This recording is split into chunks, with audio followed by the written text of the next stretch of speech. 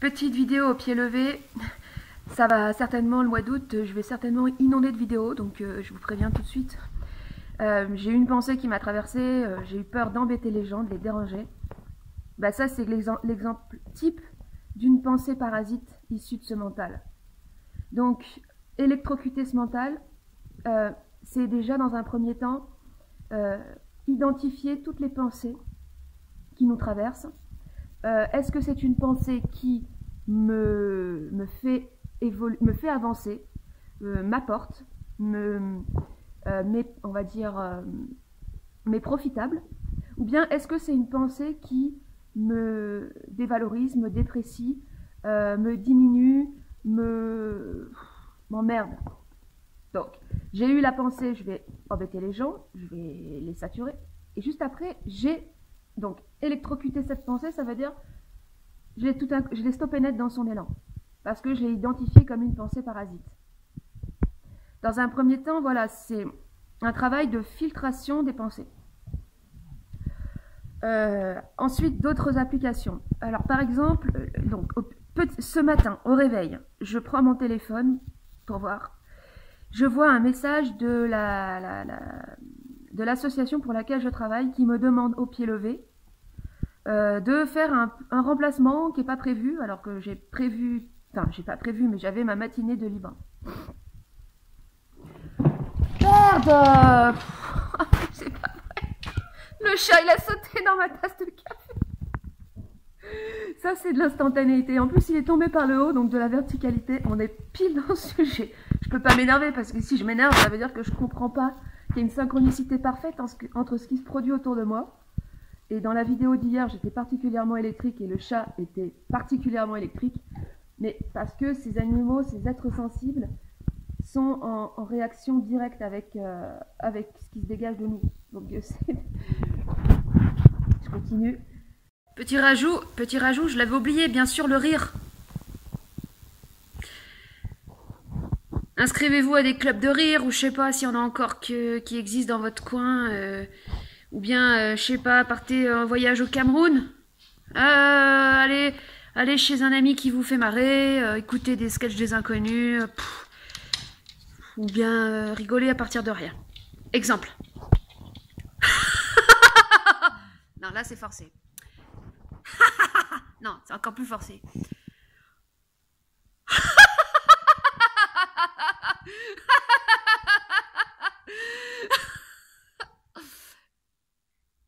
C'est pas évident, hein, tout seul, sans sujet. J'ai reçu donc un message et on me demandait est-ce que je peux faire un remplacement, mais d'une manière en gros si t'es pas aligné, ta culpabilité va vite arriver et puis tu vas te dire bah oui, je suis libre, puisque j'ai du temps, oui, je peux faire le remplacement. Oui, sauf que ce métier est mal payé, les déplacements ne sont pas payés à leur juste valeur, c'était pas stipulé dans mon entretien d'embauche qu'il fallait que je remplace quelqu'un au pied levé. Bon, tout un tas d'exemples qui font que je suis en droit parfaitement de refuser. C'est des pensées qui peuvent par exemple te dire non mais t'imagines, t'es nouvelle, regarde les autres, elles y vont à fond, donc vas-y, toi fais tes preuves et tout. Ça, c'est de la merde. On a de preuves, on a de comptes à rendre à personne. Bien sûr, si dans un contrat, bien sûr, vous devez effectuer telle chose, vous les faites. Mais si ça sort de votre contrat et qu'on vous demande si vous avez les disponibilités pour faire telle chose, et que vous n'avez pas envie, sans avoir à donner d'explication, vous arrêtez. Donc, ce qui s'est passé, c'est que j'allais commencer à me justifier en SMS. Et donc, ce que j'ai fait, c'est que j'ai directement pris le téléphone pour parler. La verbalisation, c'est un excellent moyen pour justement électrifier ce mental.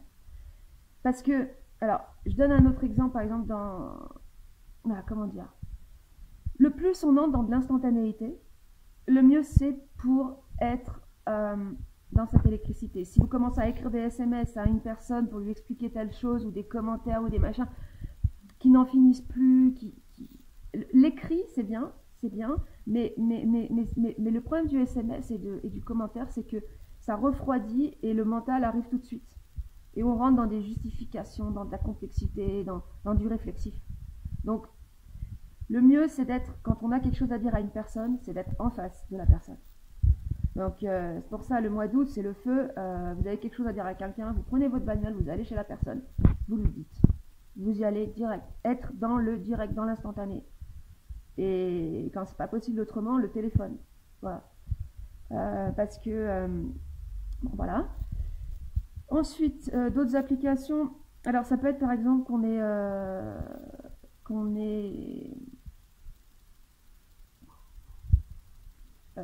si par exemple vous ressentez une sorte de peur ou un stress, une angoisse, un mal de ventre, une énergie parasite, ben, c'est la même chose qu'avec les pensées parasites. Ça, faut l'électrocuter. Alors, ça peut être par exemple si vous êtes dans une certaine inertie, donc vous êtes en train de faire une sieste et vous sentez pas bien, vous sentez qu'il y a un stress qui commence à arriver.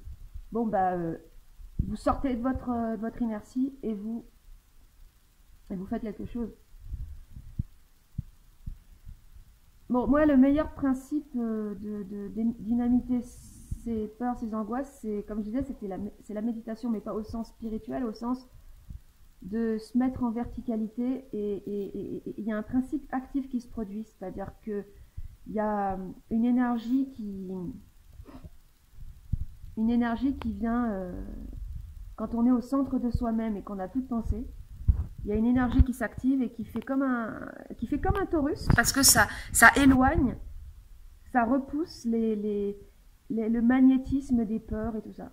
Je ne pourrais pas l'expliquer plus que ça, c'est à chacun de le vivre, ou je pourrais le théoriser, mais en fait ça va éloigner de la pratique et du concret. Donc voilà, je le dis juste que quand on est vertical, il y a un truc qui se produit. Bien sûr à condition d'avoir déjà maîtrisé ses pensées.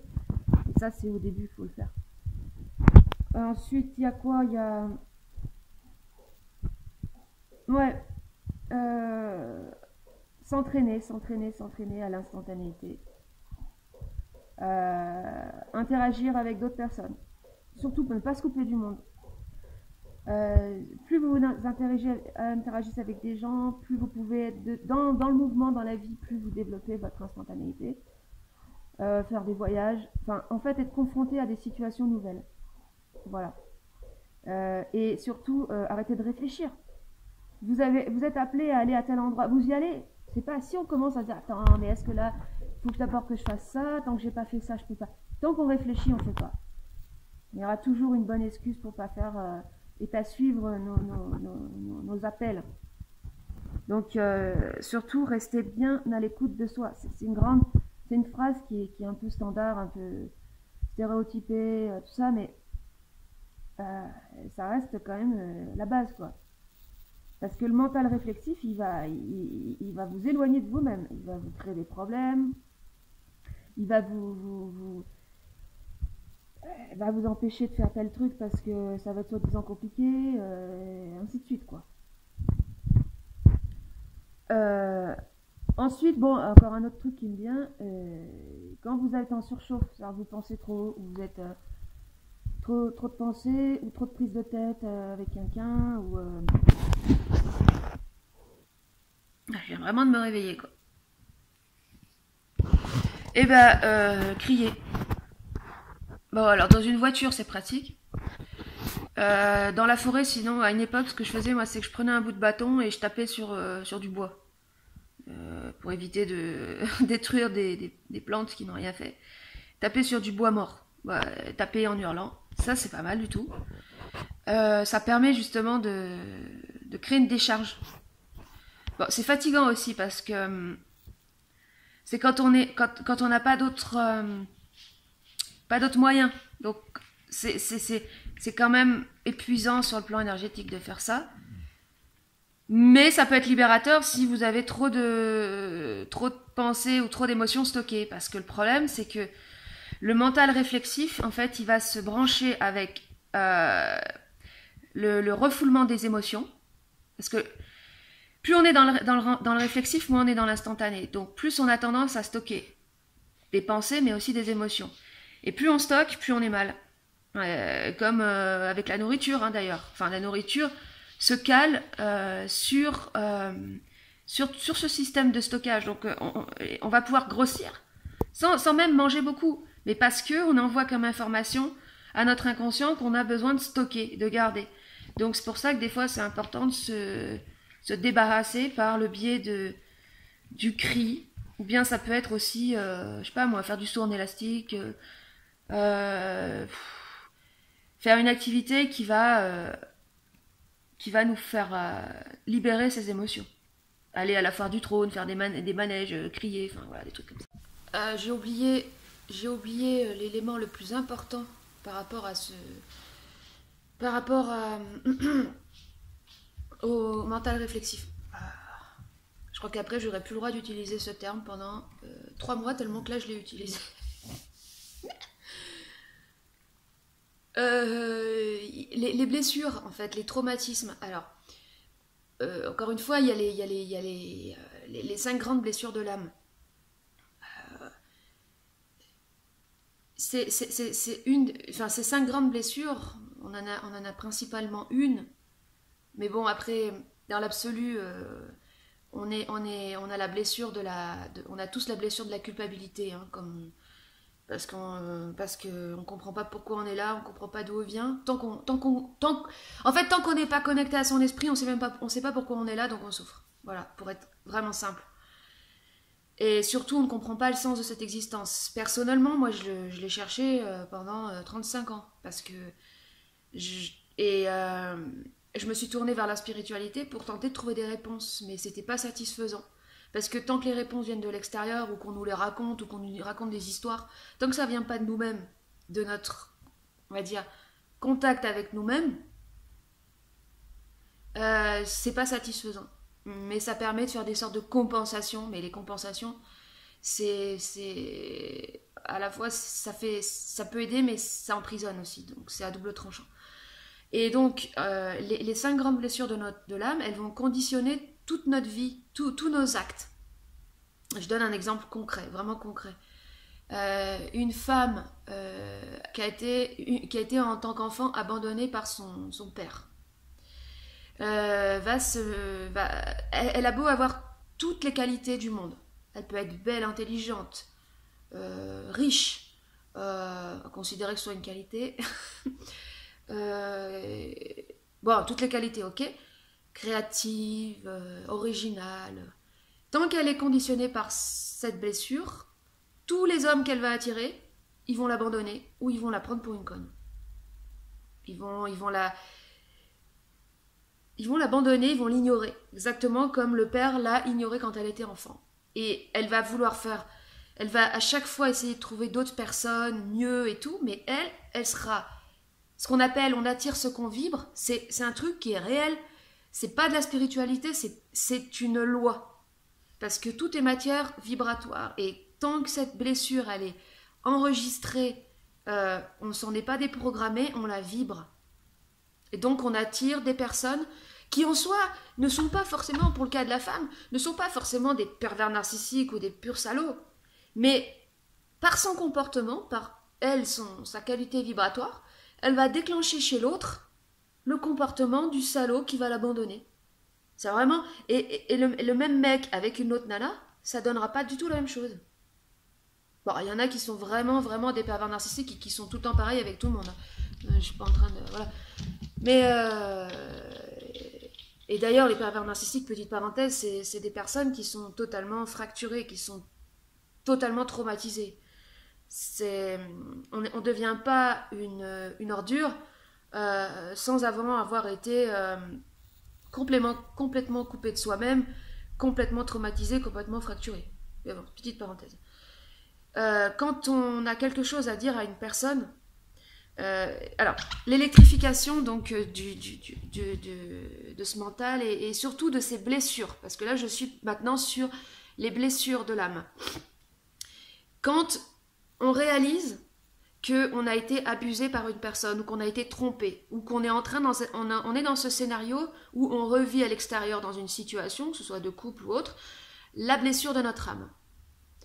Donc là c'est le mois d'août, donc ça y est, c'est le feu, les éclairs, donc faut en profiter. C'est la planète Mars, hein, j'avais oublié de le dire d'ailleurs, parce que j'ai parlé d'astrologie très rapidement, mais moi comme je suis pas du tout là-dedans, j'ai pas les infos, mais il y a quelque chose avec la planète Mars. Mars c'est la guerre, c'est le feu, Et tout dépend de comment on se positionne vis-à-vis de cette planète, parce qu'elle va rentrer en alignement avec plus ou moins toutes les planètes. En gros, ça va être l'arc-en-ciel du feu, le mois d'août. On va passer par tous les étapes, hein. Ça va être le feu d'artifice, quoi. Non, pas d'artifice, le feu de réalité. Donc, quand vous avez identifié que vous êtes entré dans une confrontation vis-à-vis d'une de vos blessures et que vous avez vécu une de vos blessures à travers une situation, vous allez vous adresser à la personne, à la structure inconsciente. Ça, c'est très important de comprendre que quand vous avez une colère, quand vous êtes en colère, vous n'êtes pas en colère contre la personne, mais contre la structure, votre propre structure inconsciente et la propre structure inconsciente de la personne. Parce que, en fait, les relations humaines sont gouvernées par l'inconscience. On se dit, ah, telle personne, ensemble, ils forment le couple parfait, ils ont l'air de s'aimer et tout. Ils sont, oui, en soi, et je dis pas que l'amour n'existe pas et l'authenticité n'existe pas, mais à 80% des cas, c'est la structure inconsciente des uns et des autres qui gouverne les relations. Quand il y a des conflits, des explosions de tout ce qu'on veut, c'est les forces inconscientes qui s'affrontent. C'est les forces qui s'affrontent. Et l'électrification, ça consiste à verbaliser, en fait, tout simplement, c'est très simple. Ça consiste à verbaliser, à dire tout ce qu'on voit. C'est-à-dire, le but de l'inconscient doit être mis en lumière. Ça veut dire quoi? Ça veut dire que vous observez ce qui se passe. Si vous avez identifié votre scénario d'abandon ou de trahison ou n'importe quoi, vous l'observez, vous observez le scénario et comment est-ce que la personne extérieure est en train de vous dresser cette pièce de théâtre par le biais de son inconscient et du vôtre. Vous observez et vous allez dire, tout simplement, vous allez utiliser les mots pour dire ce que vous voyez et montrer à l'inconscient que vous l'avez vu, que vous l'avez identifié.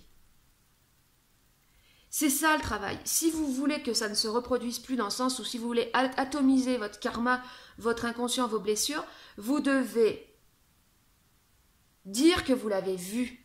Parce que tant que l'inconscient il n'a pas été vu, il va se manifester et les situations vont devenir de plus en plus importantes ou de plus en plus dramatiques pour que ce soit de plus en plus gros à voir. Et l'observation, elle se fait à l'extérieur, mais elle se fait aussi à l'intérieur de soi, par les forces inconscientes qui agissent à l'intérieur de soi. Et ça, c'est le plus difficile à voir. Ça, c'est très dur. C'est pour ça qu'on a besoin aussi d'échanger avec les autres pour avoir des retours miroirs. Ce qui est, par exemple, super, c'est si vous avez l'occasion de passer... dans le cadre où vous seriez en couple et de pouvoir passer, par exemple, je sais pas moi, une semaine avec un autre couple ou une autre personne qui va avoir en fait un recul sur vous-même et va pouvoir vous renvoyer des choses. Ça, c'est génial. On a besoin des autres pour avoir cet effet miroir, se voir soi-même. Parce que, en fait, nous, tant qu'on se voit pas nous-mêmes, on croit que tout va bien, quoi. On peut se comporter comme un dictateur, mais on verra pas le truc. Et le pire, c'est quand on vit seul. Quand on vit seul, on n'a aucun retour. Et ça peut être dangereux, en fait. Parce qu'on s'auto-persuade que tout va bien. Bref, je vais pas m'étendre plus. Qu'est-ce que... Oui, c'est... Désolée, c'est pas forcément très bien expliqué ce que je dis. Mais...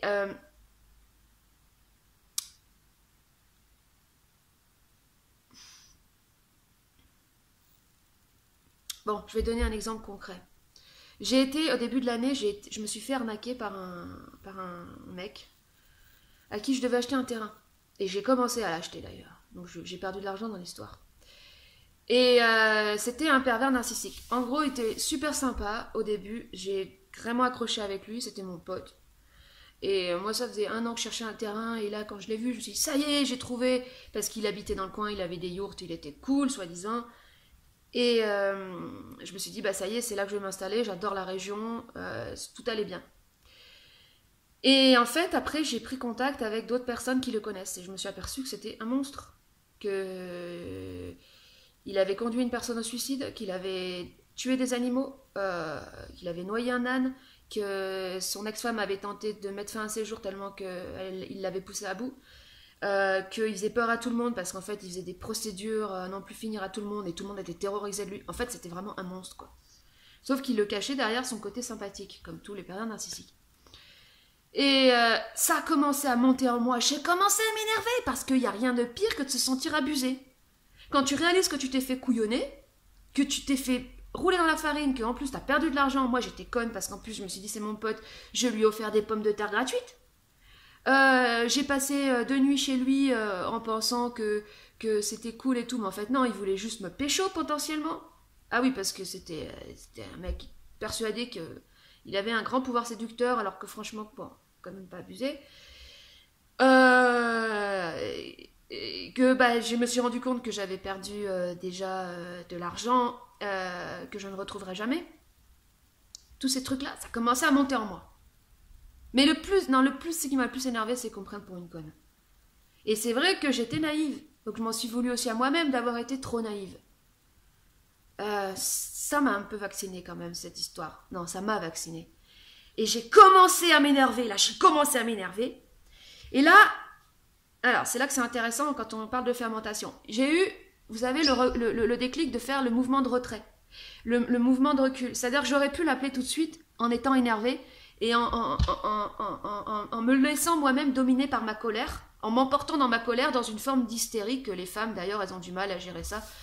Parce que les femmes, elles montent vite dans les tours et après elles contrôlent plus rien parce qu'elles ont encore moins de maîtrise de leurs émotions que les hommes. C'est pas pour faire une critique, mais c'est une réalité au niveau de notre conditionnement. On s'emporte très vite. Donc j'ai fait un mouvement de recul et j'ai fait fermenter ma colère pendant 2-3 jours. Jusqu'à ce que cette colère, elle se refroidisse. Mais ça veut pas dire qu'elle s'éteint. C'est fermentation à froid, comme la bière. Ça continue de monter, mais à froid. Ça, c'est top, ça. Et les éclairs, quand vous observez, les éclairs, ça vient rafraîchir. Parce qu'après, quand il fait trop chaud, ça emmène une décharge, mais une décharge qui est froide. Donc un feu qui est froid. Vous voyez le truc? Donc j'ai bien fait fermenter mon truc, là. Et puis, 3 jours après, en plus, il y avait une forme de jouissance qui commençait à arriver parce que je me disais, le mec, il croit que tout va bien. Il se doute de rien. Je pars me balader et tout. Et là, c'est maintenant, je le sais. Je prévois rien, je suis pas en train de... Alors, oui, c'est ça aussi, je suis pas en train de me faire un film dans ma tête, alors je vais lui dire ci, je vais lui dire ça, je vais lui dire ça. Non, surtout pas. Faut penser à rien. Faut être juste dans l'instant, faut être bien avec soi, dans l'instant. Et là, j'étais bien, j'étais en balade, j'étais tranquille, j'étais en train de marcher. La marche, c'est top, parce que la marche, ça fait circuler. D'ailleurs, il y a Jean Genot qui disait, si vous pensez trop, marchez. Si vous pensez encore, continuez de marcher. C'est très simple, marchez. Vous en pouvez plus, bah, vous prenez votre voiture, vous allez au sommet d'une montagne, vous allez voir, ça calme. Ça calme super bien, ça. Alors, j'arrive, je prends le téléphone, je l'appelle.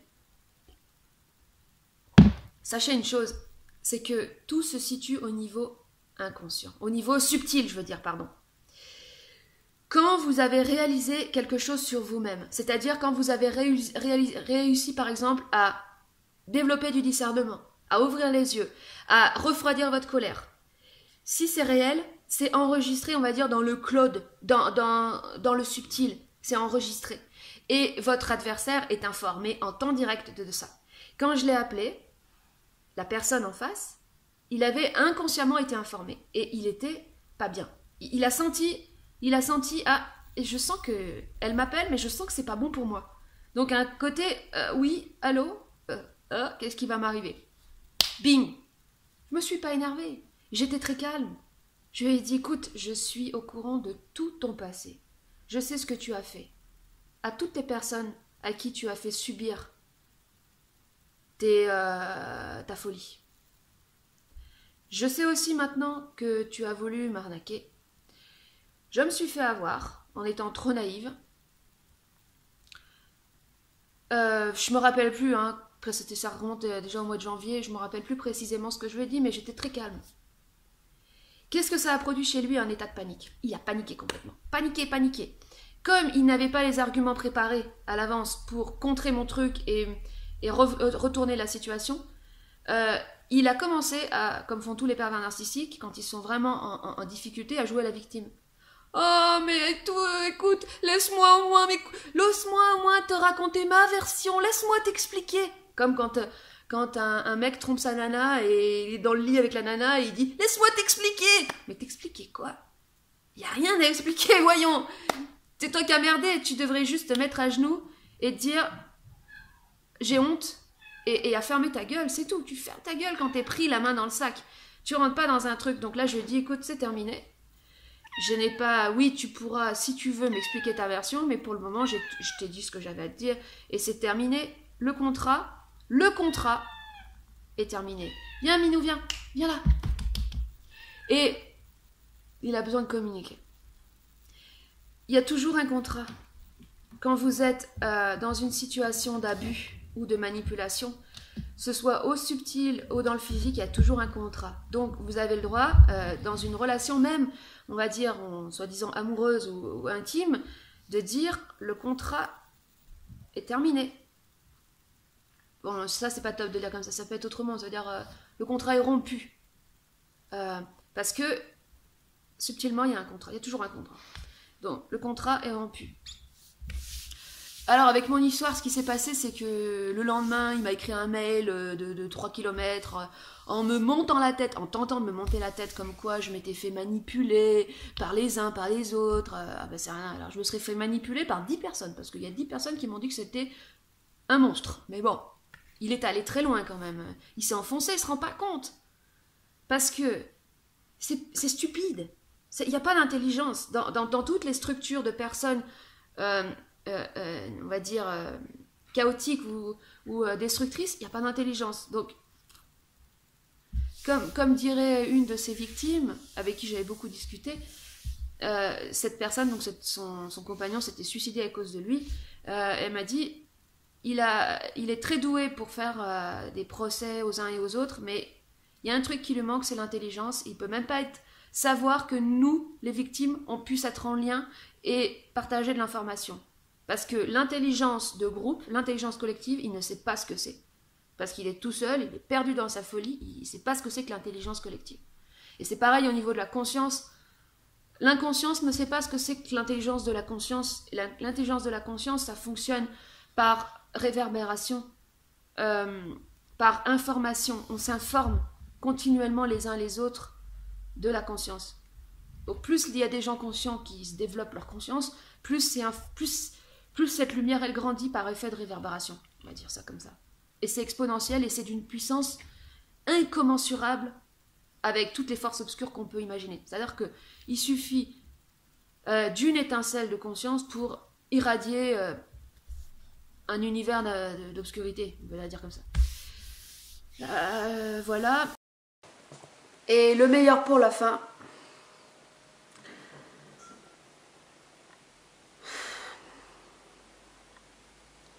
Si vous voulez réellement envoyer une grosse châtaigne à votre mental, écoutez Bernard de Montréal et Daniel Kemp. Daniel Kemp, c'est du très haut débit. Kemp, ça s'écrit K-E-M-P. C'est un Québécois. Il n'a pas vécu bien vieux, je crois qu'il est mort à l'âge de 37 ans. Mais il a envoyé la sauce. Et au début, quand on découvre pour la première fois le supramental, c'est très déstabilisant parce qu'on ne comprend rien. Et c'est justement bon signe. C'est fait exprès. Mais il y a une grosse différence entre la parole réflexive et la parole vibratoire. La parole vibratoire vient déconstruire des structures. Elle vient entraver ces structures, les électrifier. Et c'est pour ça que le plus important, c'est de se laisser traverser par cette parole, même si on ne la comprend pas, surtout si on ne la comprend pas.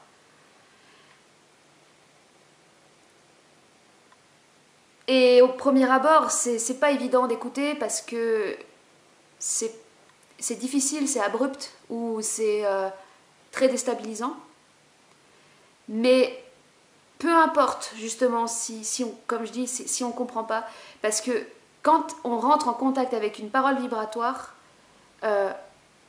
les structures internes vont commencer à bouger, il va se passer quelque chose, mais le truc c'est que on ne s'en aperçoit pas tout de suite. C'est une... comment dirais-je?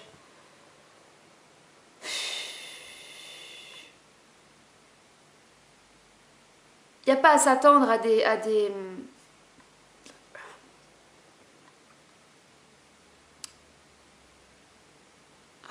je sais pas comment dire.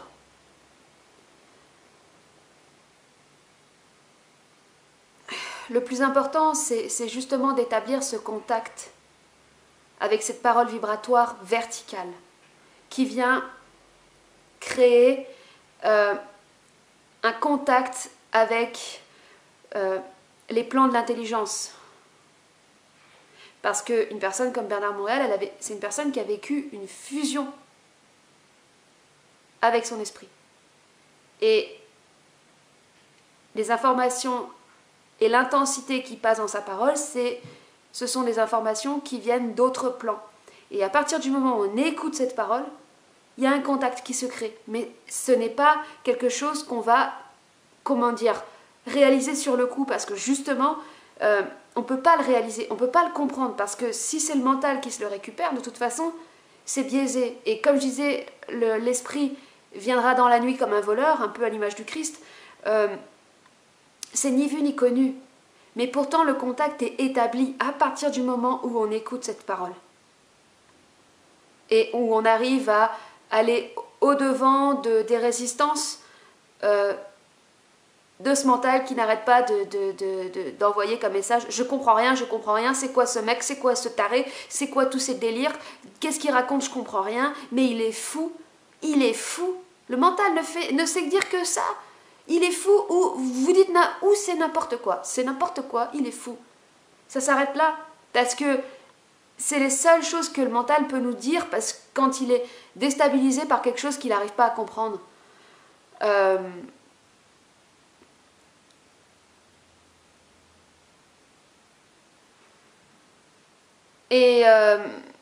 C'est des informations qui sont d'un autre plan, et comme on n'est pas habitué à la réelle intelligence, c'est-à-dire à cette verticalité, ça met du temps en fait avant de pouvoir se syntoniser avec cette approche vibratoire. Mais il n'y a rien de mieux pour électrifier son mental que d'écouter Bernard Montréal et Daniel Kampf. Donc là, c'est pour terminer la vidéo.